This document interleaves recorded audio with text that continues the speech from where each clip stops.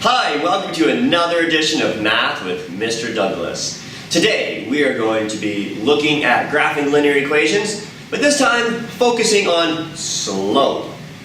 Taking a look at how you can interpret slope. Also in the challenge section we are going to be looking at word problems, and we might also look at a really cool program called Desmos. And if you do really good, you might get a cookie from the Death Star cookie jar. What do we have? Oh, it's homemade cookies. All right, let's get to the math. Oh, that's pretty good.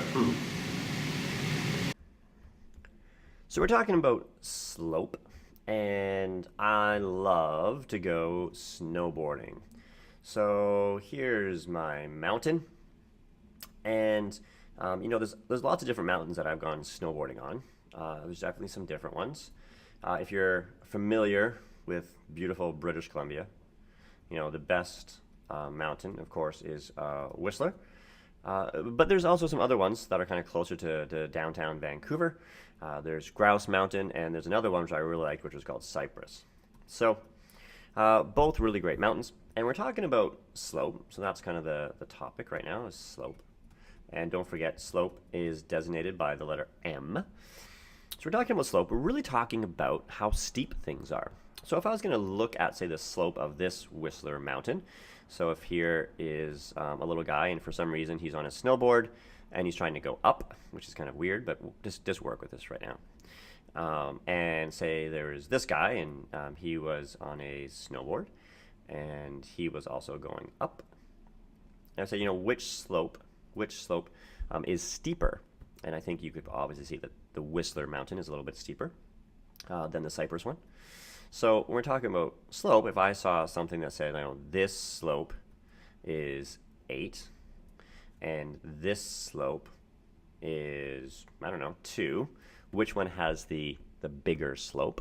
What I'm talking about is which one is steeper.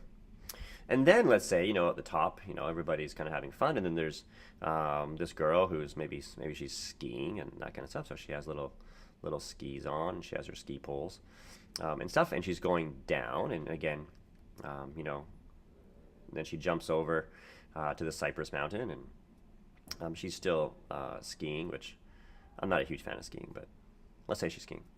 And she's going down, so she's still the same kind of steepness of slope. She's going down now, so now it's a negative slope.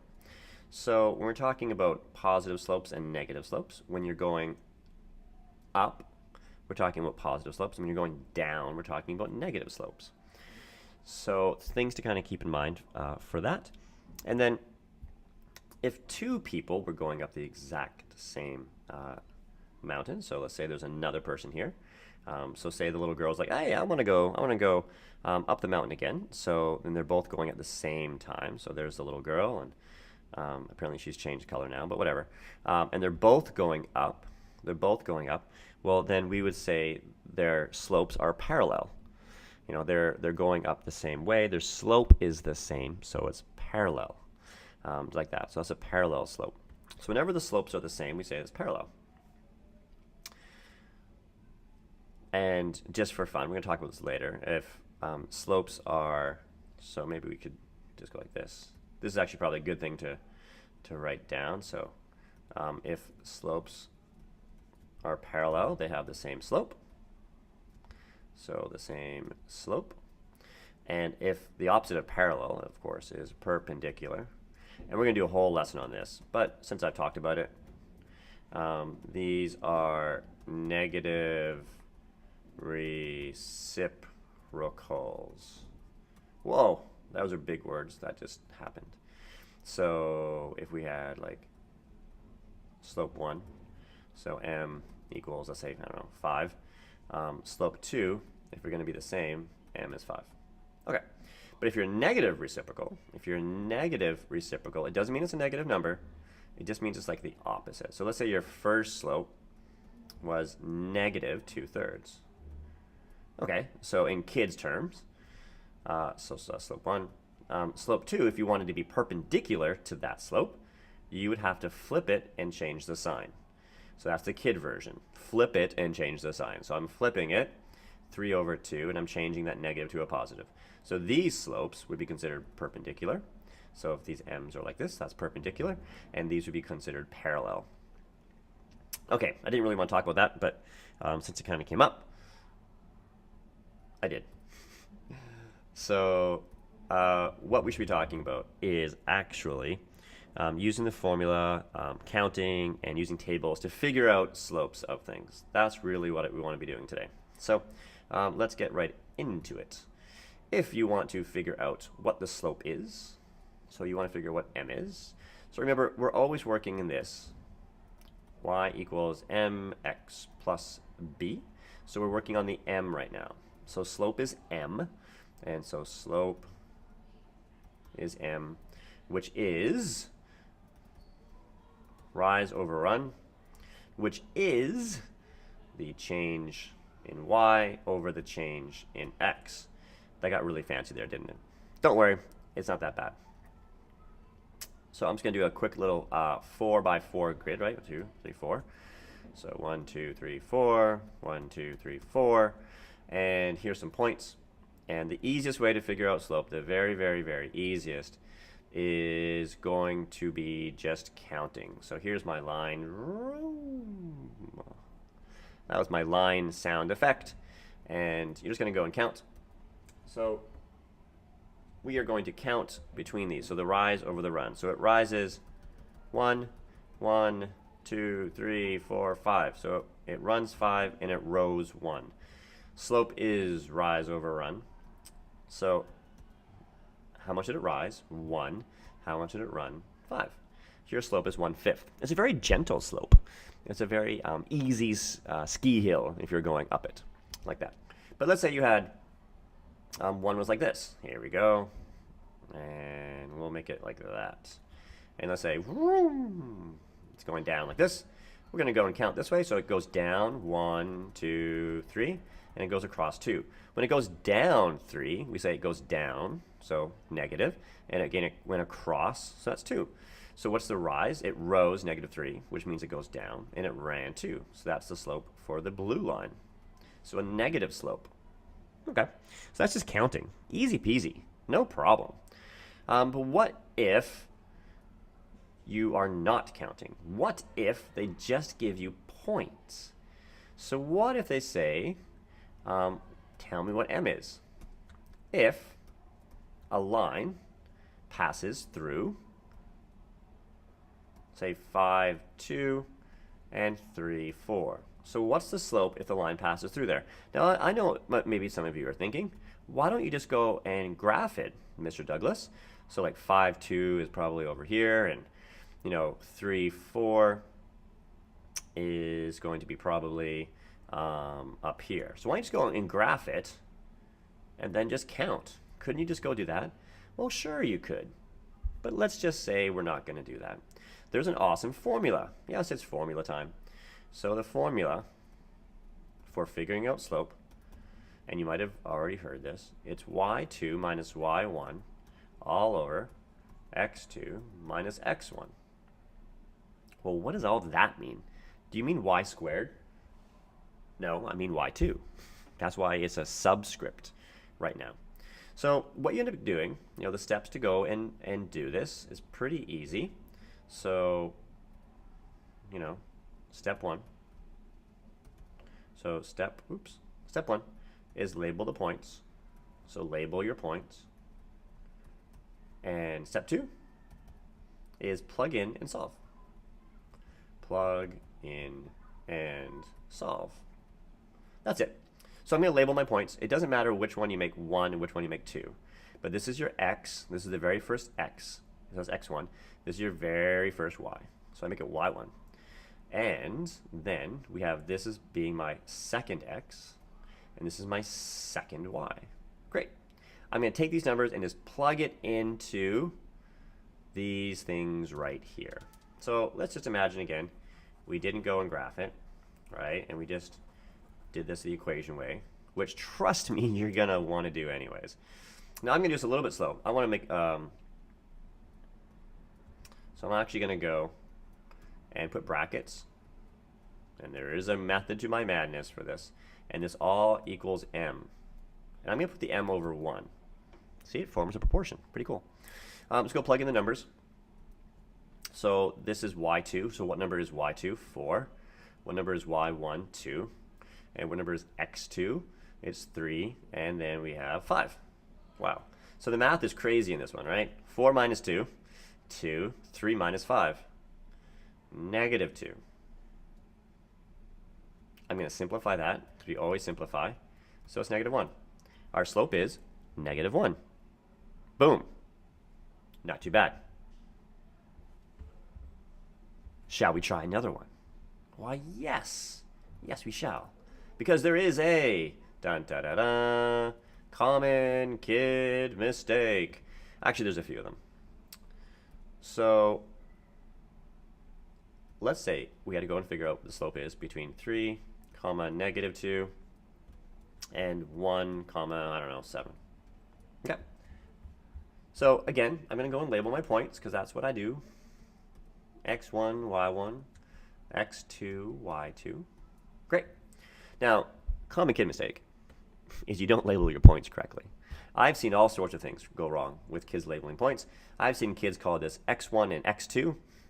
I've seen kids mix things up when they start plugging numbers in. I've seen all sorts of things, so please be careful with that.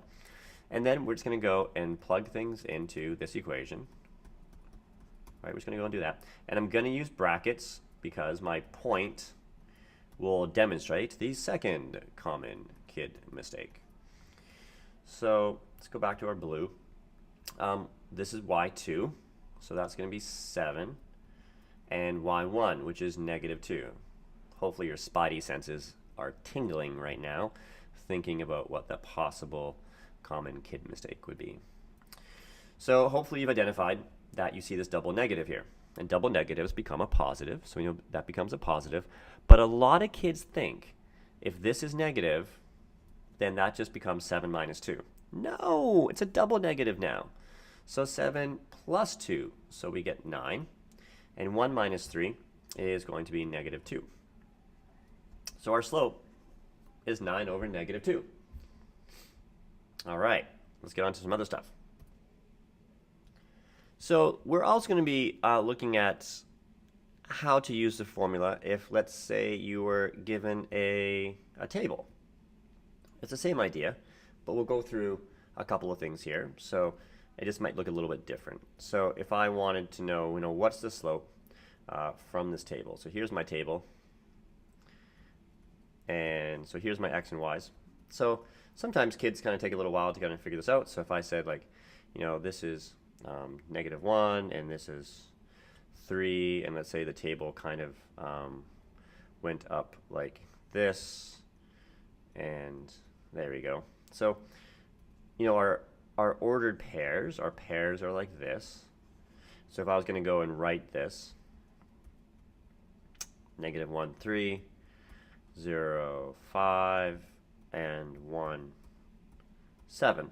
Now you might be saying, like, okay, well, how do I, there's 3 of them. How do I go and choose my first point and my second point to label them? Well, it doesn't matter, because it's going to be a straight line. And for a straight line, the slope stays the same. So you can use any pairs you want. I can make, let's be crazy. Let's go and make this our second point. But we haven't done a first point yet, but that's okay. So I'm going to say this x2. I'm going to say this is y2. I'm going to go all the way over here and say this is x1 and y1. All right. So we're going to go and do our change of y over our change of x. Yeah, I just went fancy. I used a fancy symbol. And I'm still using brackets. And I'm going to go and plug in stuff. So y2, so 3 minus y1, and x2 minus x1. And go 3 minus 7. Okay, I can do 3 minus 7. That's minus 4. And minus 1 minus 2. Minus 1 is minus 2. And that's going to simplify to a slope of positive 2. Boom. There you go. Last question, and then we're done for the standard stuff. Let's give you a question that always pops up on tests. and it confuses the heck out of kids. So if you've paid attention so far, good job. The slope is actually 4/5, and it passes through the following points. It passes through 6 comma -5, and it also passes through x comma 2. What? What are they talking about? So I'm saying I already know the slope, and these are my points. I want to know what this x is. Okay, fear not, young Padawans. I'm going to go and call this x1, y1, x2, y2. And of course, this is m. And remember, our formula is m is, and I'm putting an m over 1. I don't need to do that, but I'm just kind of saying, like, m is 4/5. Okay, so m is equal to, y2 minus y1 over x2 minus x1. Okay, so what does it actually look like? It says then 4/5 is equal to y2 minus y1, so 2 minus 5, and x2, which is x, minus x1, which is 6. Okay, so now we're going to go and cross multiply to solve this. Do that, and like that. And 2 minus 5, boom, it's 7. That's right. I just did that. So watch what I'm going to do. I'm going to go. I'm just going to put a 7 in there just to make my life easier. And let's go and do it. So we're saying 5 times 7, so 35, is equal to 4 times x minus 6. Yes, you have to go and distribute. So don't do the common kid mistake and forget to do that. So you have to go and distribute. You got to go and distribute like that. So what do we end up getting? Well, let's get some more room here. So we'd have 35 is equal to 4x minus 24.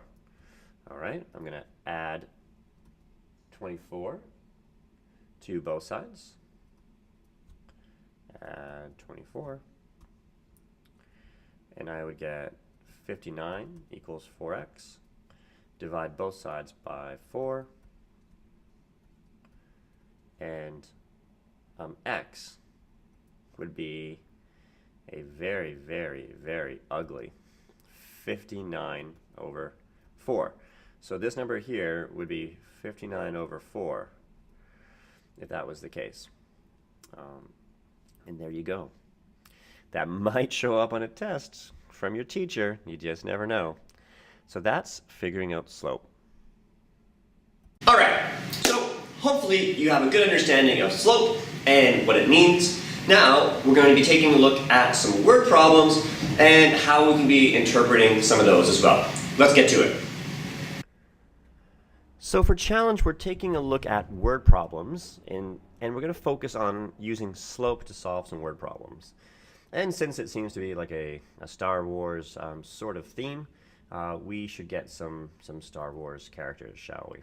So here's one of my favorite characters, and I'm not a very good artist at all, but let's see if you guys can figure out who would this character be. And I'm going to tell you a hint.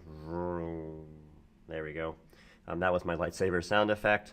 And of course, if he has a blue lightsaber, and he's a good guy, and maybe he even has like a hood on him, kind of like episode 4 sort of thing, you should have an idea who that is. Try and guess who it is in class. If you can tell me in class, I'll give you a cookie from the Death Star cookie jar. Pretty exciting. So what's the story? Well, the story is going to be to become a Jedi Master. So if we want to become a Jedi Master, you need to amass 250 Jedi points. You need 250 points. Now, how do you get 250 Jedi points? Well, if you didn't know, perhaps, usually, so typically, we're going to make some generalizations here. Not every Jedi, But typically, Padawans who are in training, those are like Jedi apprentices, after 5 years, they usually have 100 points. And I just want to know, when will our Padawan, I don't know, we'll call him Padawan Douglas, when will he be a Jedi Master? So when will it happen? Okay, well, a couple of things. So now that we actually have some information here, a few things, because we are talking about math, so we should get math involved in this, is here's our graph. So here's our nice graph. And we want to get some equations going. So what would my y and x represent for this kind of stuff? So what is my y going to be equaling? So on the y-axis, what does the y represent?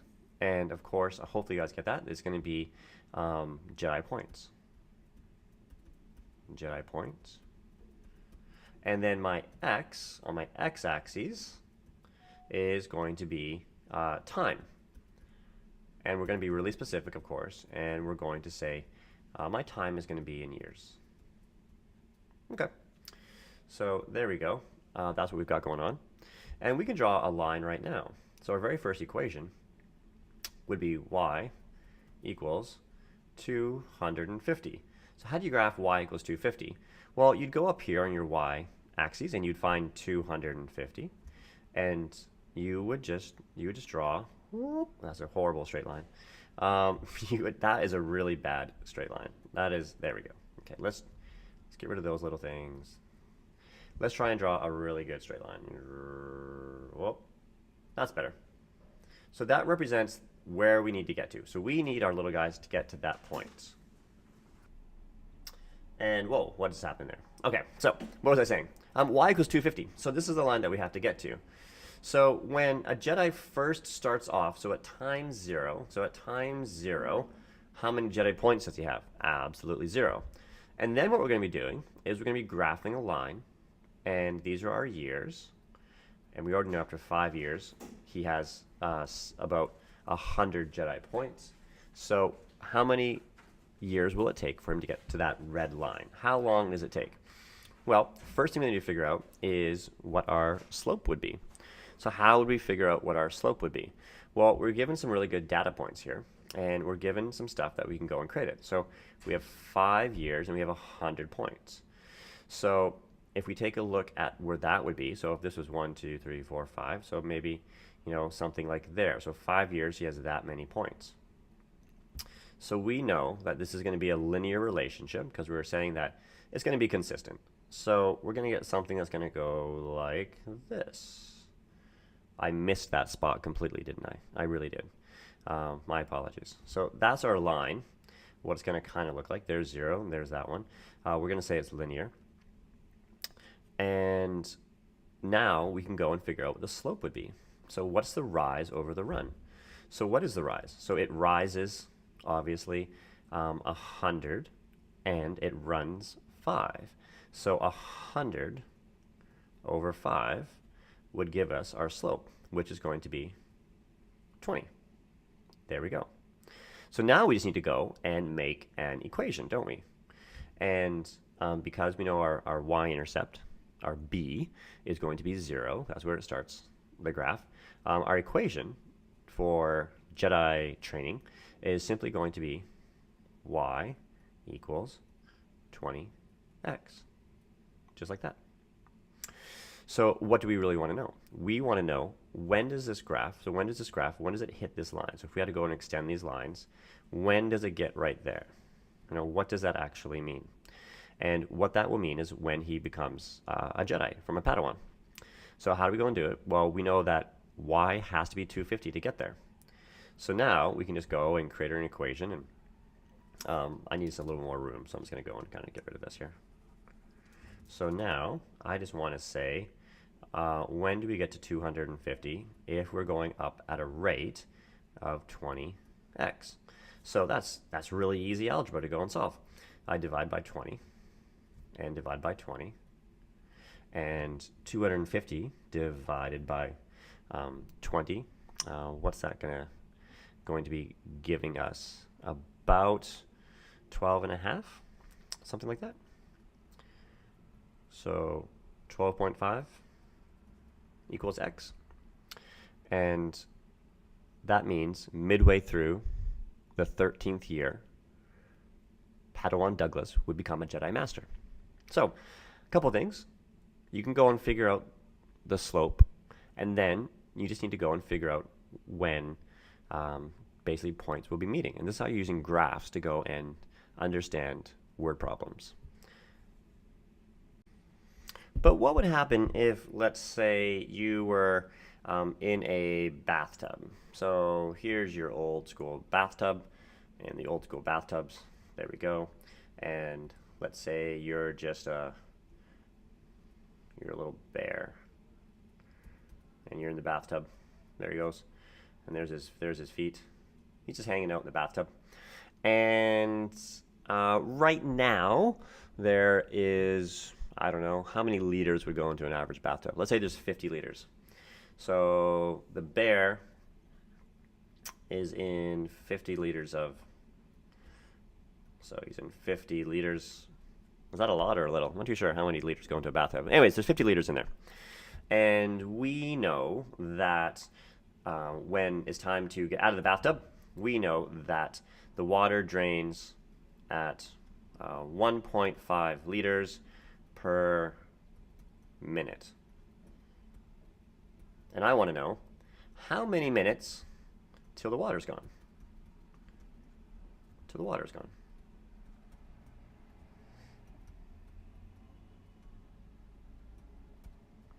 Okay, well, what would a graph look like? So a graph would probably look something like this. Obviously, this is going to be our time, and this would be our water. And we already have one equation, of course, would be y equals 50. So you'd find 50 on the y-axis, and then you just draw a straight line, and that's the water, right? That's all of our water. That represents our water. And now I want to know how many minutes until all the water's gone. Okay, so what's the other equation going to be? So what's our rate? Remember, slope is rate. So that's what I want to know right now. And you're still working in y equals mx plus b. So if we're looking at y equals mx plus b, think of what would the y be and what would your b be. And hopefully what you're saying is, okay, so if I want my y equals, what's my rate? Well, the water's going out, so it's negative, and my rate would be 1.5. X would be my minutes, and I start with 50 liters in there. That's what I want to know. And I just want to know how long. How many minutes would it be? So if I was going to go and graph that line, though, if I want to go and graph it, I would start at my y-intercept, which would be right here. So that's where I would be starting. Let's use a, there we go. So I'd be starting right there. And I'd be going down 1.5 per minute.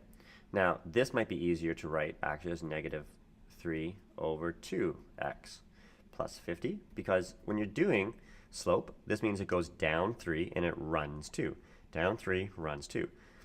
So down 3 and run 2. There we go. Down 3 and run 2. You get the idea. And then you get a nice little line. And you're going to get something like that. Right? Just like that.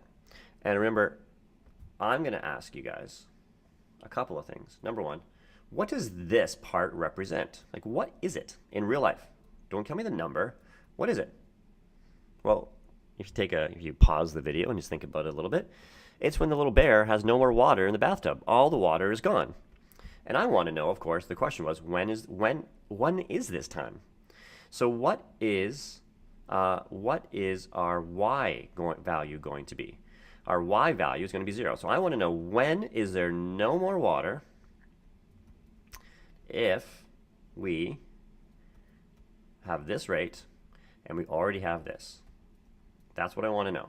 So let's go and solve it. So if you're going to go and solve that, so that equation, if you went and solved it, you'd have negative 50, because I go and subtract 50 from both sides, equals negative 1.5x. Divide both sides by negative 1.5. So divide that by negative 1.5, this by negative 1.5, and you're going to get 33 and a third minutes. Now, as I actually hear that answer, it's like, wow, that's a long time for a bathtub to empty. But that's how long it would take to reach where the y value is going to be 0.